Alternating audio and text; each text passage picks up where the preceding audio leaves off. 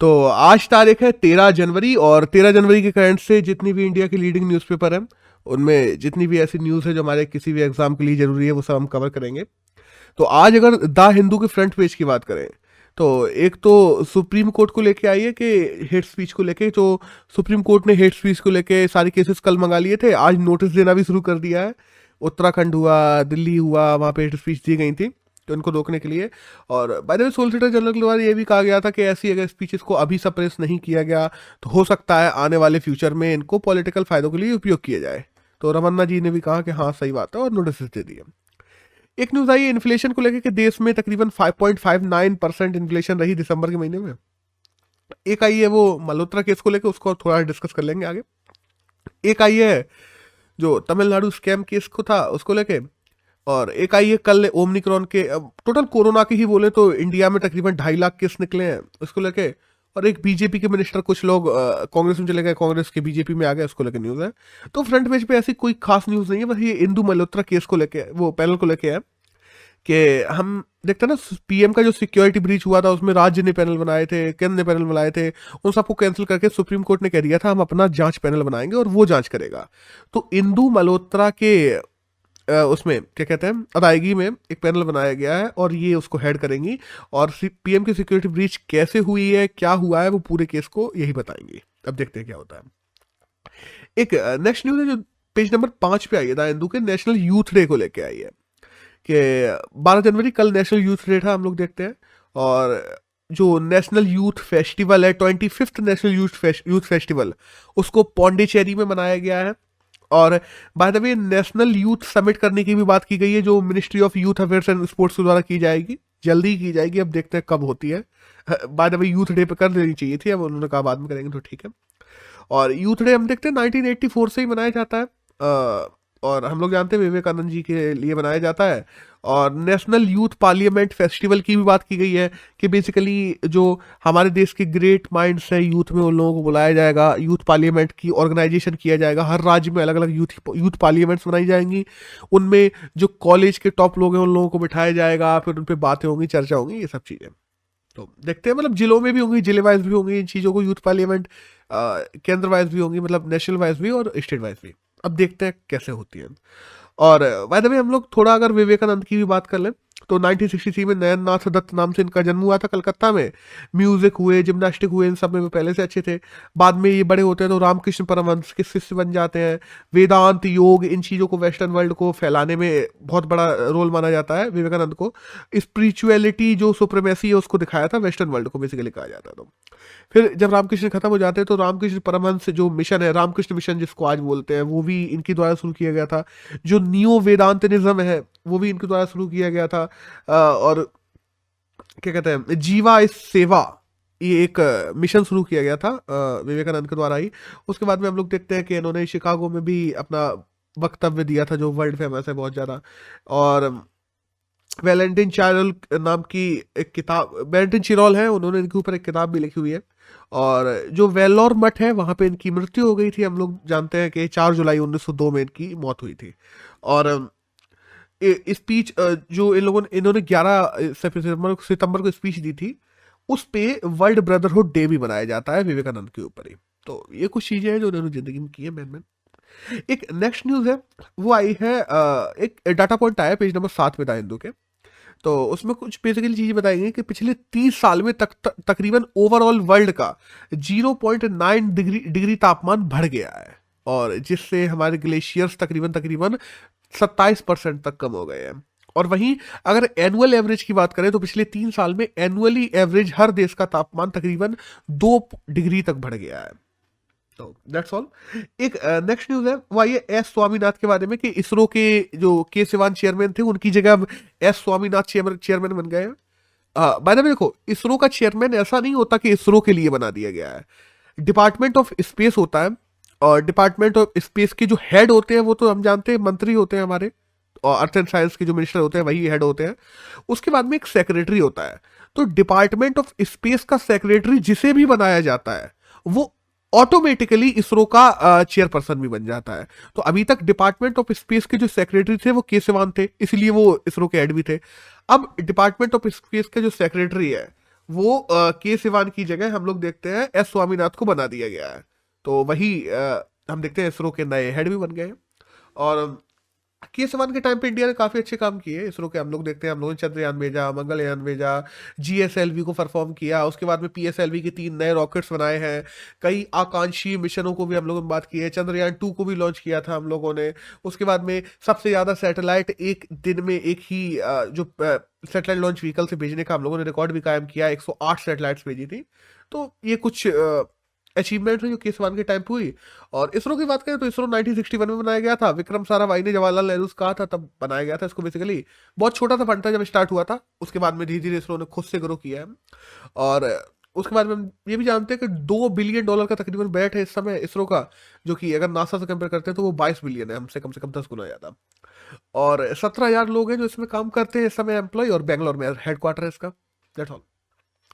एक next news है, वो आई है सऊदी अरेबिया को लेके, कि सऊदी अरेबिया एक रेलवे प्रोजेक्ट शुरू करने वाला है तकरीबन 14,000 किलोमीटर का।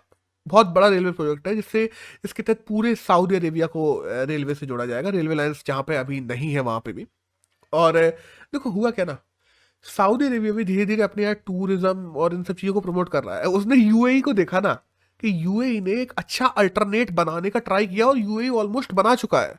वो ऑयल के ऊपर उतना डिपेंडेंट नहीं रहा, उसने अपने बिजनेस को काफी ग्रो कर लिया है। और इंटरनेशनली स्टैंडर्ड्स जो स्थापित करने की बात आती है वो यूएई काफी अच्छा करता है। दुबई हम लोग देख लेते हैं।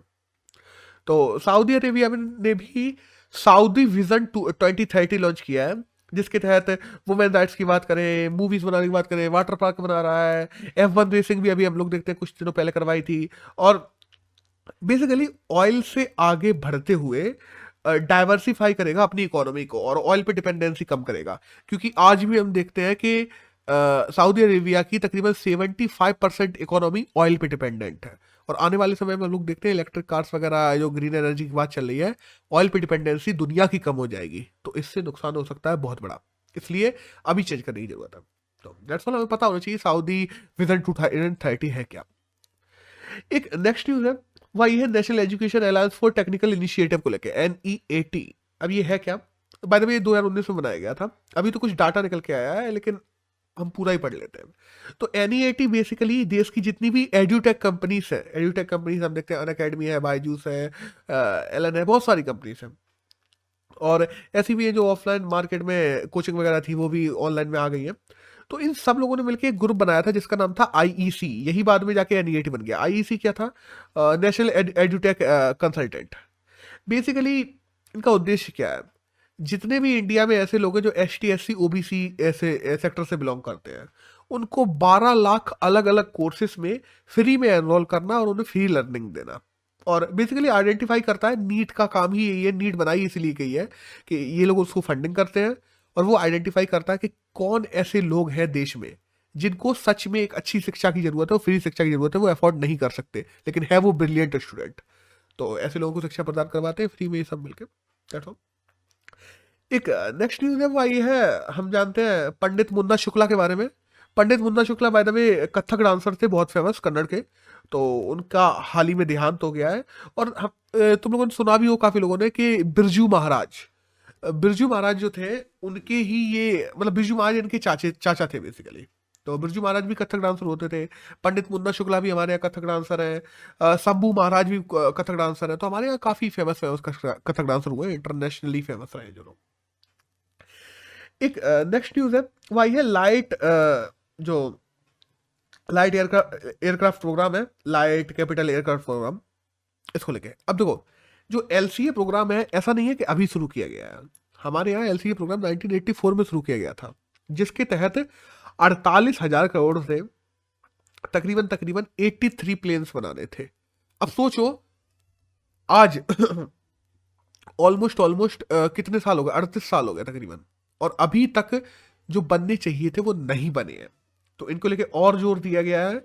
तो LCA प्रोग्राम के तहत MK-1A प्लेन्स है जो बनने की बात की जा रही है, और कहा ही जा रहा है 2024 तक कि सारे के सारे प्लेन तैयार कर दिए जाएंगे।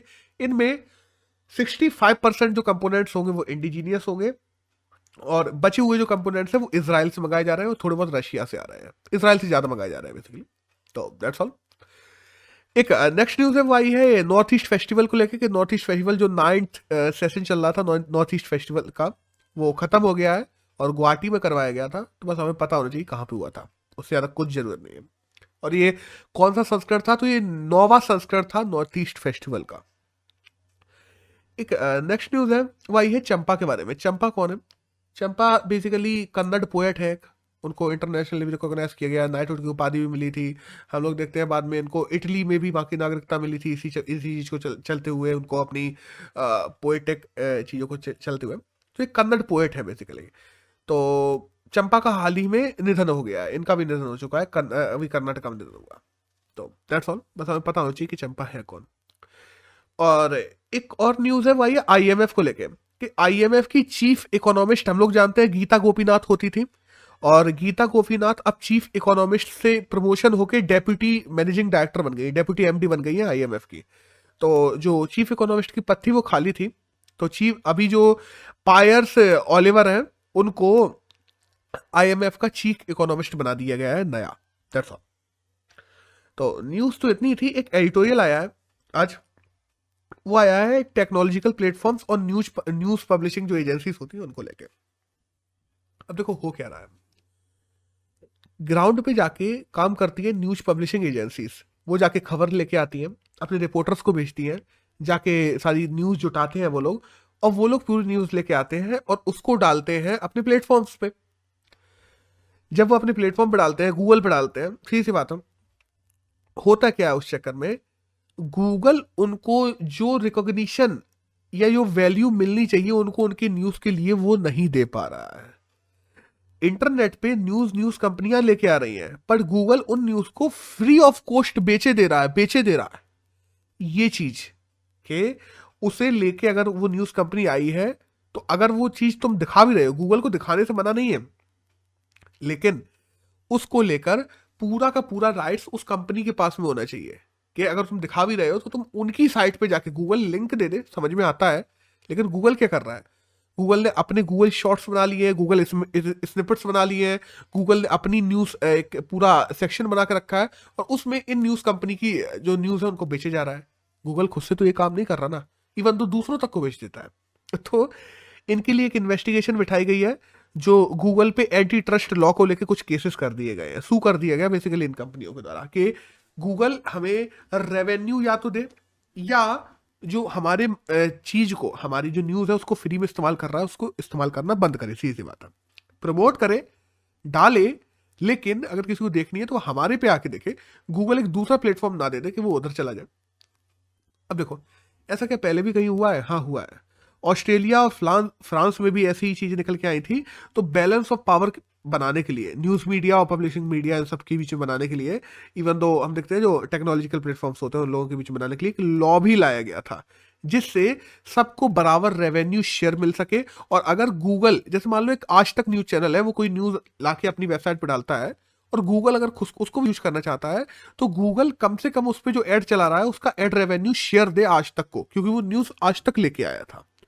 तो डिजिटल न्यूज शेयर एसोसिएशन ने भी यही वाली बात कही है कि एक फेयर शेयर, या हम लोग कहते हैं ना कि एडिक्वेट इन्फो जो होता है वो गूगल नहीं दे रहा है, और उसको देना चाहिए। और इवन दो न्यूज स्निपेट्स जो होते हैं ना, उनका तो ₹1 तक एडसेंस का नहीं देता गूगल, जो कि शेयर रेवेन्यू बनता है पूरा पूरा कंपनी का, क्योंकि वो न्यूज कंपनी की है, वो गूगल की नहीं है। अब यहाँ पे बात आ जाती है डेमोक्रेटिक क्वालिटीज की। हमें अपनी डेमोक्रेटिक क्वालिटीज को भी बना के रखना है, और कहा जाता ना कि एक जनरलाइज एफर्ट करने की जरूरत नहीं है। यहाँ पे हमें जनरलाइज एफर्ट्स भी करने की जरूरत है, मतलब न्यूज मीडिया एजेंसीज की बात कर रहा हूं मैं, और कलेक्टिव एफर्ट्स भी करने की जरूरत है। इस एडिटोरियल में पूरा ये लिखा है कि न्यूज मीडिया एजेंसीज के जो राइट्स है, अगर एक न्यूज मीडिया कर रही रहेगी ना, उनको उनके राइट्स कभी गूगल के द्वारा या इन टेक्नोलॉजिकल प्लेटफॉर्म्स के द्वारा नहीं उपलब्ध करवाए जाएंगे। एक कलेक्टिव एफर्ट्स करने की जरूरत है, और साथ ही साथ अगर सरकार चाहती है कि देश में डेमोक्रेटिक राइट्स या डेमोक्रेटिक वैल्यूज बनी रहे, सबको समान अधिकार ये सारे मिलते रहे, और मतलब कम से कम जो खुद का काम कर रहा है उसको उसके काम की वैल्यू उपलब्ध कराई जाए, ये सुनिश्चित करना सरकार की जिम्मेदारी भी है। और सरकार को भी इसमें हमारे देश की जो कंपनियां हैं उनके साथ खड़ा होना चाहिए, रेदर देन कि किसी विदेशी कंपनी के साथ में खड़ा हो जाए। और इवन तो जो सही है कम से कम उसके साथ तो खड़ा होना ही चाहिए, सीधी सी बात है। तो दैट्स ऑल, इस एडिटोरियल में यही था। और अगर आज की बात करें 13 जनवरी की, तो यही कहना था जो किसी भी एग्जाम में जाने के लिए जरूरी था। That's all.